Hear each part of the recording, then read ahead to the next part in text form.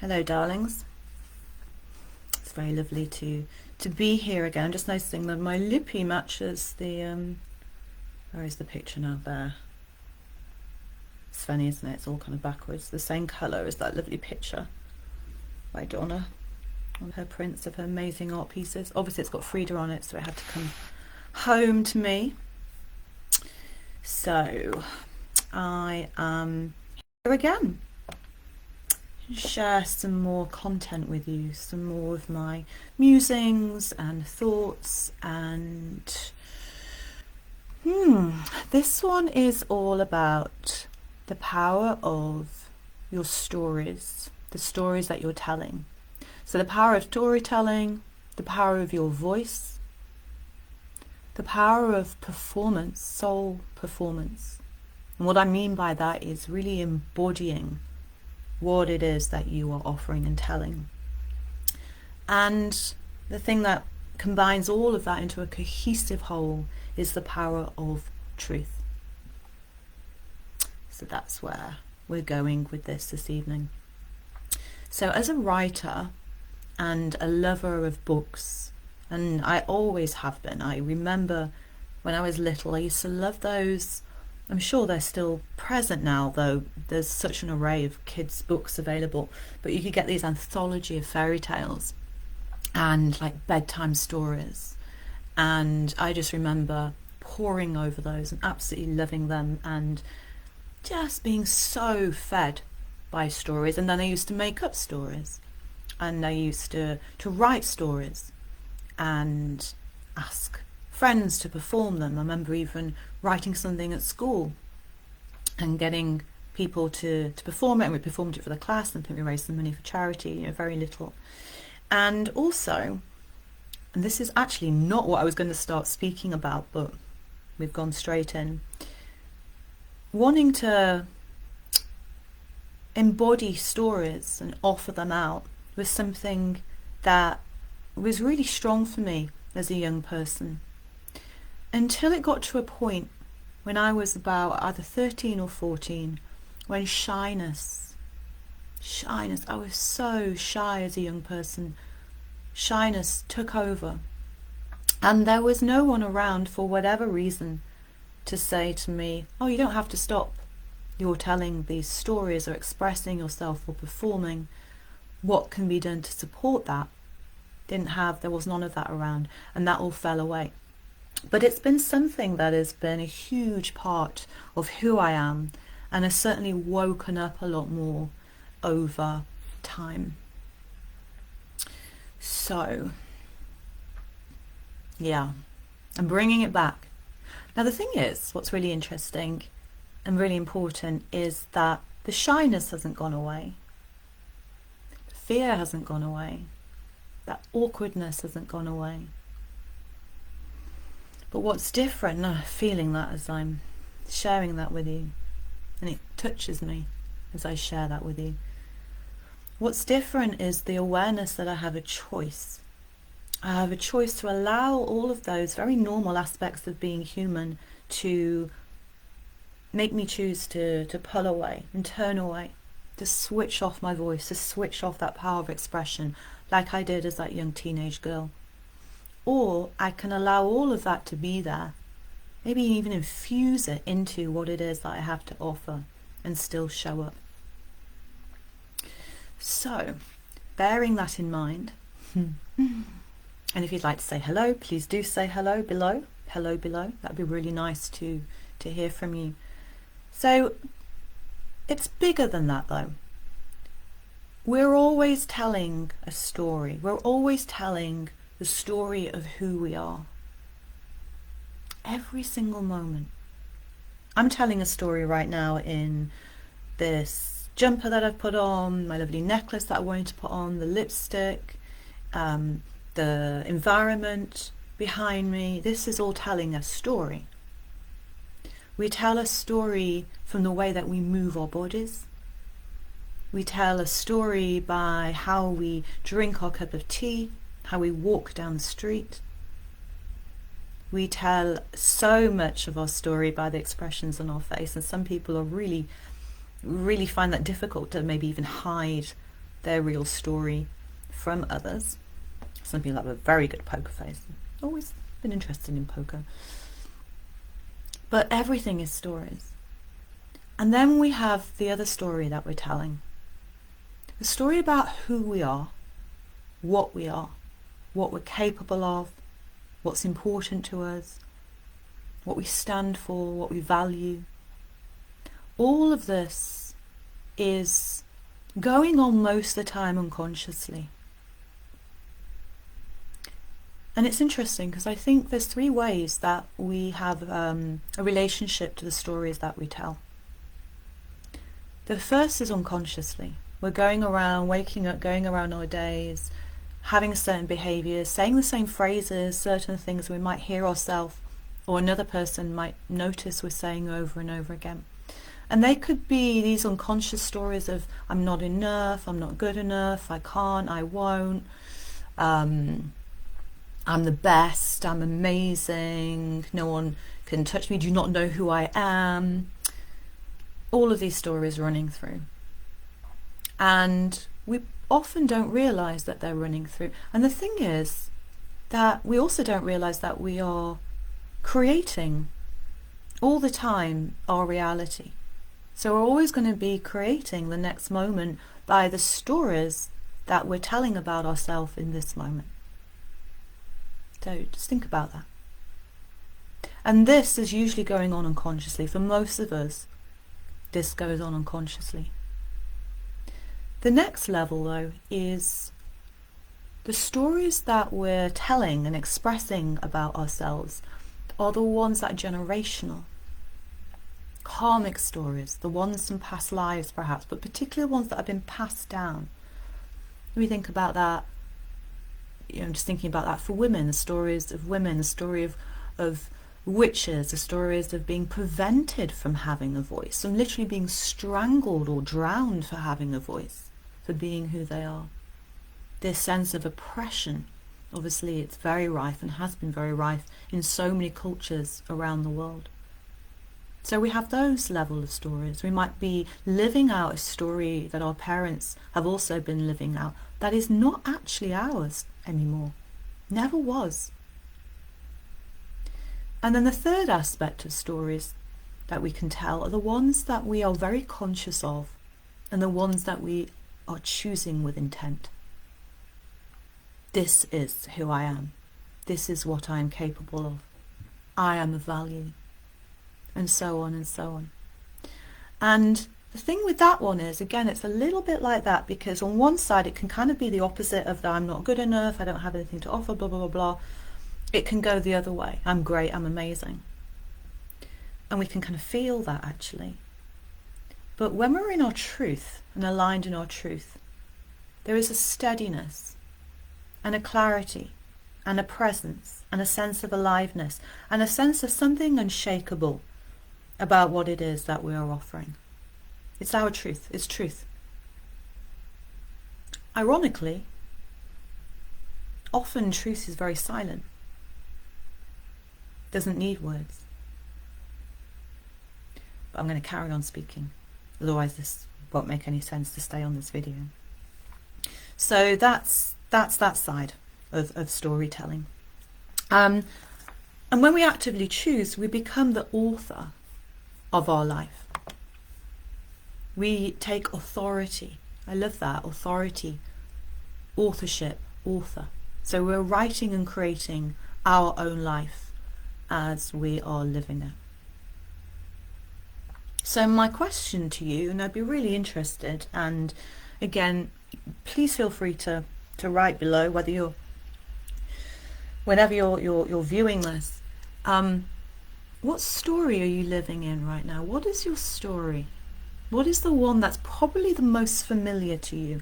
It might not be the most comfortable story. Or maybe your story's been changing and you're in a kind of limbo place right now. And that can feel a little, it can be a vulnerable place to be in.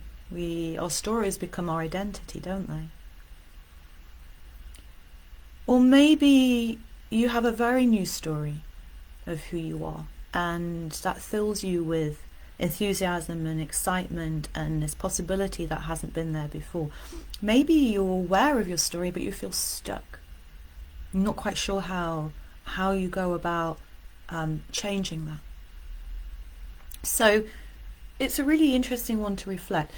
And I'll give you a bit of an example here. So before showing up for this video, and I'd planned this and I prepared it, I made some notes and even printed them out, getting really on this with these videos at the moment. And I was very clear. And then about half an hour before showing up, doubt came in. Doubt. I will be speaking about doubt another time, I'm sure. Pesky little fucker, it's doubt. Doubt came in. You can't do this. Who do you think you are? No one's interested. What have you got to share and tell anybody? Look at you, bloody, getting on a video camera and spouting out stuff. And they're familiar. They were probably accompanying that little girl when she was shy as well. And they've certainly been something familiar for me over the years, this thing about being seen, being heard, being visible.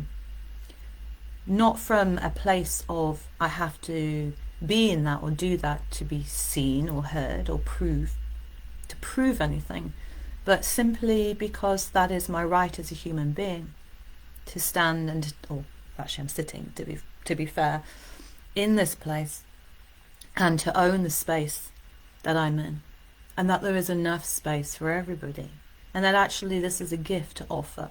And my intention always for these is to be of service, to provide something maybe useful, maybe thought-provoking, even if it's just a tiny little bit that you can go away with and go, oh, that was interesting, and maybe you reflect upon. So I could feel the impact of all of that was wanting to squish me, to hide me away, to make me not do this, to kind of show up a bit like this. So I did what is a practice that's helpful for me. I sat down and did a little journaling just to see what was going on and found a way back. And actually that was really helpful. It was like a little ritual that I did beforehand to come back. But there was a story.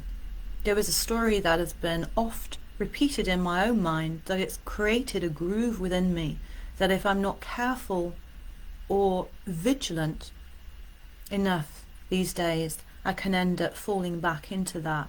And it literally pulls me out of life.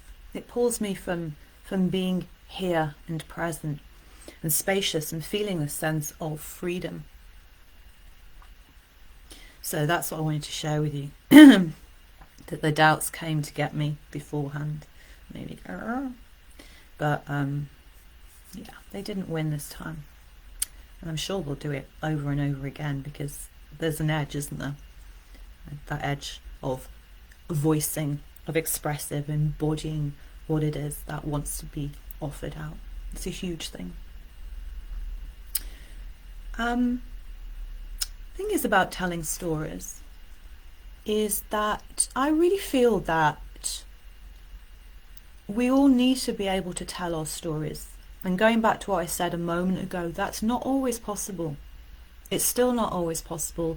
There's certain places in the world where if you dare to tell your story, you could face imprisonment, punishment, and even death. That's quite hardcore when you think about it. It's huge. The thing is though, when we don't share our stories, we press them down in us. We then create an atmosphere within us of oppression, repression, depression, all of this pressing down and in. And what can happen with that? Because really the voicing, the offering, and it can be in any form. It could be through words, it could be poetry, it could be through movement, through dance, it could be theatre, it could be through making music, it could be through your paintings. Doesn't matter the language that you use. There's something about needing for that energy to be channeled outwards and offered into the world. When that doesn't happen, that energy can atrophy within us. It can grow twisted, can grow bitter. It can start to destroy us from the inside out. And that's incredibly sad. Alongside that, there's times when we feel like we can't tell our story, we don't know how to, it's too painful. Maybe we're ashamed of our story. Maybe it's a secret that we were told never to share with anyone. But I do feel like every story that is alive in us needs to be offered out. And it's interesting because those stories that don't get offered out often are playing out a lot of the times behind the scenes in how we're living, how we're behaving, what we're saying, what we're doing. It's the power of those things that are not spoken about. As soon as we are able to offer our stories out into the world, no matter how difficult that can be, we free something up. Because I do think we can get stuck on telling the same story. It's like a record going round and round and round. We get very fixed upon our story. And when we do that, it's interesting to ask ourselves, with great kindness, how is this serving me? Telling the same story over and over again, what does it get me? Because we might find that we're kind of attached to what we're getting from the story. And so we feel like we can't give up that story because we won't have that particular thing. So maybe we're getting attention, we're getting love. Usually love is at the root of everything, really. And so we're fearful if we give up our particular story that we won't have that anymore. The problem is that a manipulation becomes a manipulation. And we get stuck. And again, there's no growth there. There's no flow. When we allow our stories to flow, when we release the story, it doesn't have hold on us anymore. It's like it's got little wings and it's flown off. The energy is returned to the universe. The more we release our stories, the more we tell our truth. And we can do that through sound work, we can do that from speaking in tongues, we can stamp our feet. Doesn't have to be, as I say, literally voicing our stories. And when we release that energy, we're in a new place, in an unknown place, a place full of possibility. And maybe a new story arises through us of who we are in that moment. And again, if we allow that to be expressed, perhaps in the way that we're living, a new story comes through. So we become, in fact, if we keep telling this truth, we keep voicing, keep offering ourselves through us, we become a shapeshifter. We become lyrical, where we're not attached to any particular story. We're not attached to any particular identity. We can move from the Madonna, if you like, to the whore. We can move from the wild, rebellious one to the one that sits in holiness and sacredness. We can move from all these different places and nothing is stuck. We can be whatever we choose to be and allow whatever is choosing to move through us. This for me feels like true liberation. Is that easy? Probably not.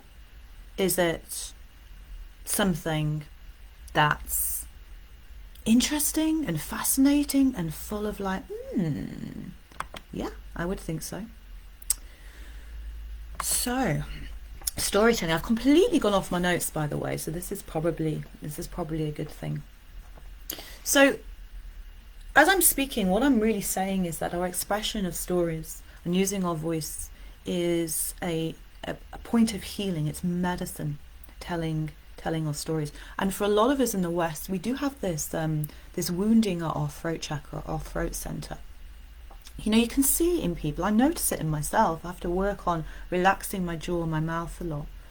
You can see that tightness in the jaw. You can see it maybe in the office, or you're walking around, this sense that something is not being said, stuck.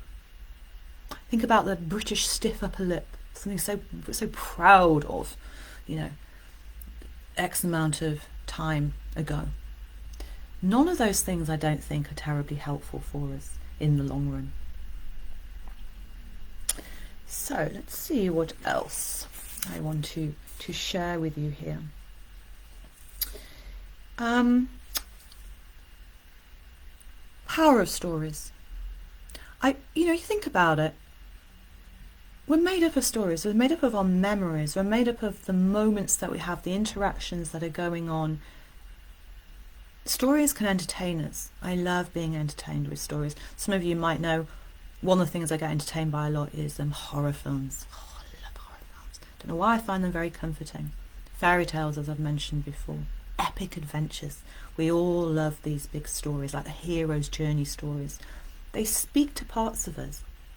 Like the old folk tales, fairy tales, those oral tales, which were the very first way that tales and stories were passed on. They spoke to different parts of us, and particularly those shadow parts of us, and those places that maybe we were afraid of about our behaviours or impulses. And they might have clothed those in imagery of dragons or hags with big noses. Case of Grimm's fairy tales, mother-in-laws became kind of stepmothers later on. They were very dark, actually, the original Grimm's tales. Disney just came and sugarcoated the hell out of everything. So stories can entertain us. They can teach us. They can help us to acquire wisdom by reflecting upon, studying those stories, taking them to heart, feeling them, living them. They can inspire us, other people's stories. I love reading stories that inspire me to be brave or to understand something about vulnerability or people surviving particular situations that seem like impossible. We learn about the resilience of human beings, what it is to be human. And they bind us in that shared humanity. Going back to that original telling of tales, sitting around together, there is that sense of being in community, being in connection. And again, I feel like we've lost that. Maybe being at the cinema is one of the closest things we have to that as a universal, international thing these days. So what my invitation is for you to empty yourself of these stories often. The truth stories. Empty them often. And the thing is about stories, when we hear those truth stories, it's not really about the words. I remember being in a space, working with others on a very, very delicate area around shame and sharing stories of shame. And it doesn't matter if you're shaking or your voice is breaking or you're sweating to hell. And I remember that they were all present in this space. Because actually when we tell the truth of our stories, it's not really the words that we're needing to hear, it's the feeling behind the words. It's what is unspoken in the space between each word. That's what we recognize in each other. That's what we end up hearing. That's what it is in us that responds deeply and is moved by. I would call this soul, truth. We feel it. We feel it. It resonates. We know truth because we can feel it. It's beyond just the words or the expression that is offered. We need to empty ourselves often. We need to lay down all of our words, to have our palms open to receive life and the next stories that want to move through us, continuously moving through us. So, I want to close this with an invitation. If you want to explore your stories, particularly the ones that you have fear to speak of, or maybe the ones that you're stuck in. Next Tuesday, the 1st of February, I'm beginning the Genius of Your Madness 6-week online creative life coaching program. And we're going to be looking at all of these places that we've sought to tuck into the corners, to push away. We're going to bring them out. We're going to celebrate them. We're going to tell our stories. And we're going to make art out of these places and transmute the energy of what has been stuck and held and hidden and forgotten. If you're interested, let me know. and I would love to have you on board. But for now, I deeply thank you for your time and attention as you've listened to these moments of story that I am really glad that I showed up for and shared with you. So until next time, mwah, my loves. Thank you for watching.